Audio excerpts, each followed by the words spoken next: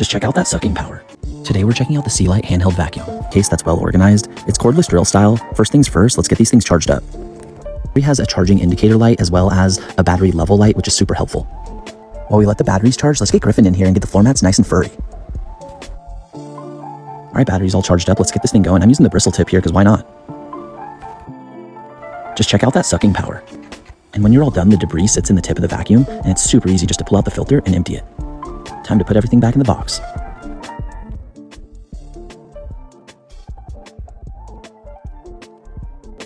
And the best part is, this compact case fits perfectly under the back seats of the Tacoma.